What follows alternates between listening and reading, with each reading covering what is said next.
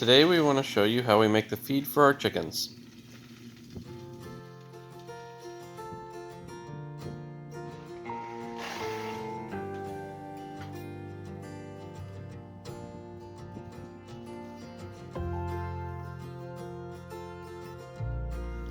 The ingredients that we use for our mix consists of alfalfa pellets, black oil sunflower seed, peanuts, wheat, field peas, barley, buckwheat, sesame seeds, dried mealworms, rolled oats, and sunflower hearts. The mix that we use is about 20% protein when we're finished. We do have an Excel spreadsheet that calculates the protein and the fat content. That way we can easily change depending on what bulk feeds are available or what's on sale at the time. We do from time to time get a lot of these products donated to us. Thanks Dan and Karen for that. And it just depends on what we have on hand and how we mix it. And the Excel spreadsheet is absolutely great for being able to adjust those ratios to make sure that we keep around the 20% protein.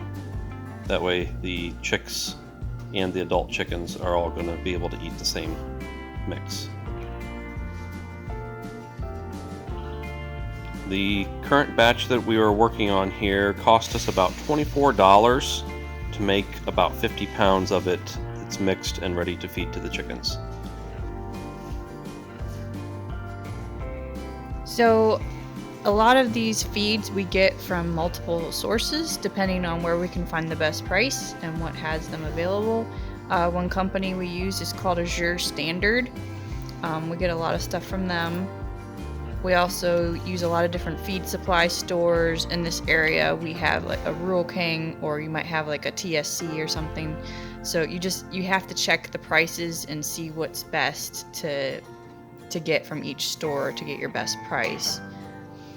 Another thing we like to do is for the turkeys that we have, turkeys actually need higher protein than the 20%. They need around 22% protein. So we actually give them some of our cooked chicken eggs to bring up the protein just a little bit more. So that's a cheap way to add a little bit more protein for their diet. I know most people when they buy feed for their chickens, that usually use like a 16% protein for their layers and about 18% for the chicks. But we found that when we do a higher protein content for our chickens, we notice that they eat a lot less. So we feel like it's worth it to give them a higher quality product and just feed them a little bit less.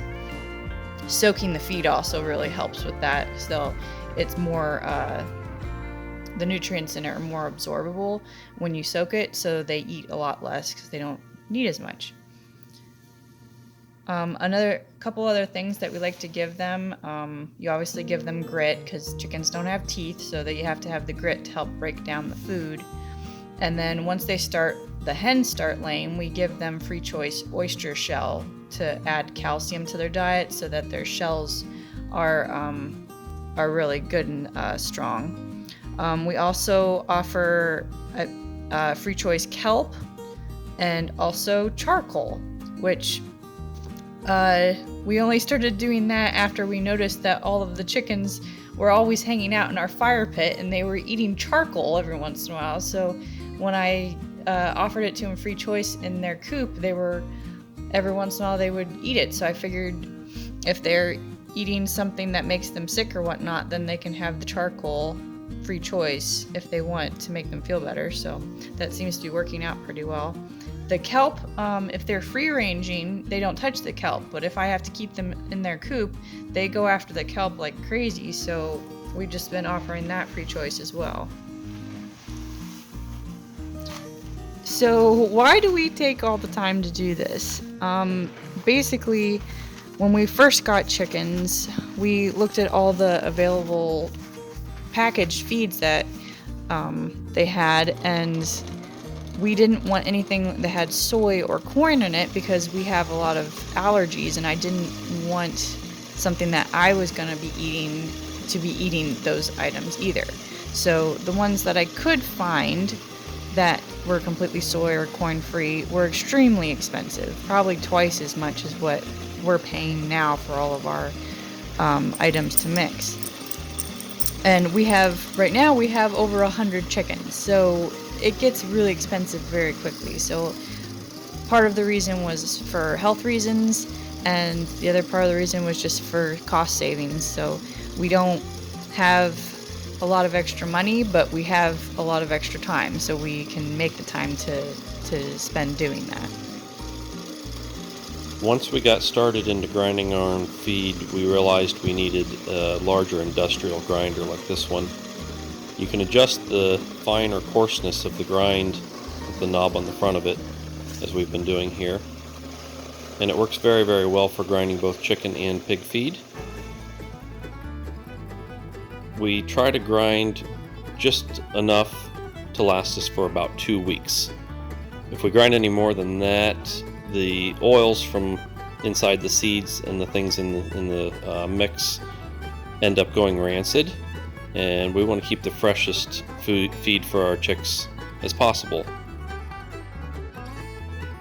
We like to mix a large batch of feed at a time, as you can see here, and we store it in an airtight container to keep rodents and bugs out of it, especially birds.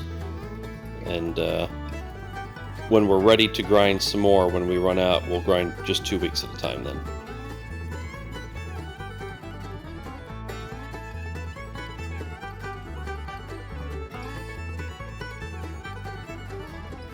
So we pull out the feed daily for the chickens and put it in a small bucket, and we add some water to it.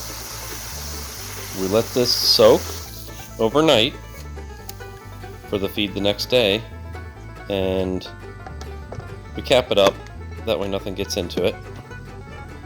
But what this does is it adds moisture to the feed, it makes it more digestible for the birds, and it actually makes it go a little bit further. Here's an update on our turkeys. They are now 2 weeks old.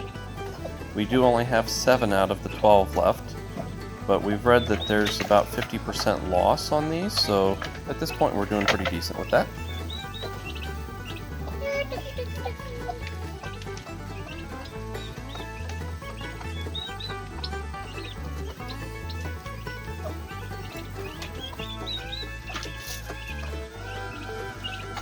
One of the reasons that we grind our feed is that we found when we did not grind it, the chickens would actually pick out the things that they liked and leave the rest. And we wanted to make sure that they got the right percentage mix for their diet. And so we started grinding it, and they seemed to eat most of it then. So this is our flock of young chickens that are still not laying yet. We put them in an outside pen, and we have 2 adult roosters in there to help protect them, which they're actually doing really good doing that. And they're in there until they're about 20 weeks old, and then they'll join the rest of the main flock.